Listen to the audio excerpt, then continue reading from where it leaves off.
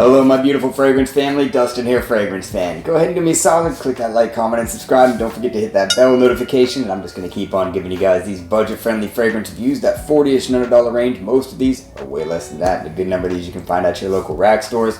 The one I have for you today is by no means a new release. It's from like 2008. You see it at the rack stores all the time. And if you don't know what it smells like, I'm going to try to give you an accurate description of it. I'm talking about Ed Hardy's Love and Luck. So I have the bad luck that with this bottle, this whole thing is the atomizer lid, but it's not that strong. So you're supposed to pick it up by the atomizer lid technically, and it doesn't hold on so strong. So I don't know what to do about that. And the atomizer, it's not all that great, but it does the job. So what you can expect with this one is basically a very, very fresh, citrus, woody, somewhat aquatic kind of a fragrance. There's a lot of different citruses in there. Mostly what you're going to get is kind of like, I think it's a little bit heavier on the bergamot side than it is like the mandarin or anything else like that.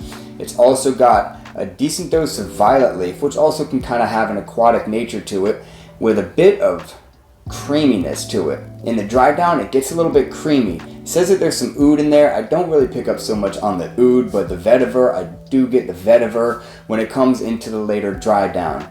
Basically, picture your typical summertime, fresh, gym kind of a fragrance. That's what you're going to get out of this particular fragrance. It lasts maybe 3 to 4 hours, so it's not the strongest performer. The scent profile alone is extremely inoffensive. It's not one that blew me away or anything like that. I didn't have my expectations set real high, and let's just say that it didn't exceed them whatsoever. It's about an average scent profile kind of a fragrance. Maybe, it's enjoyable. It is enjoyable smelling fragrance. The opening is quite nice. The opening is quite nice. The citrus isn't extremely synthetic smelling or anything like that. The dry down isn't too bad either. The woods, like the cedar wood, gives it a nice little sparkle with some of that citrus and things that are going on in the fragrance. Overall, it's a citrus, woody, somewhat creamy kind of a fragrance. Appropriate mainly only for the summertime. Excellent for the gym. More youthful. Even though it's from 2008, I would say this is definitely more youthful than it is mature. Overall rating, I'll give it a 5 out of 10 because it smells good, just doesn't perform all that great. It's if you don't have many freshies in your collection, you're looking for one that's inexpensive, it's a good option. If you have a bunch of freshies, you really don't need this one because that's what it is. It is just your typical fresh fragrance, basically.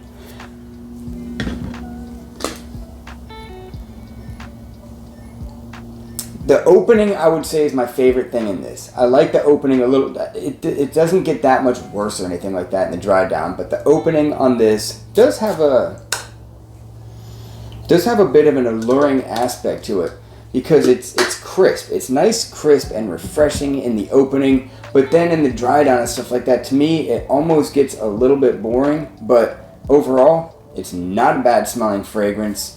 And it's not one that you have to run out and buy, but I'm just trying to let you know what this thing smells like because you see it at the rack stores all the time. It comes in that cylinder, kind of like Versace blue jeans. It comes in a cylinder similar to that. And yeah, like I said, citrus, fresh, aquatic, woody, a little bit creamy in the dry down. Not many spices or anything like that going on there. It's not real, it doesn't have a whole lot of layers or nothing. It's just your typical summertime fresh fragrance with, of course, slightly subpar performance because of how fresh it is.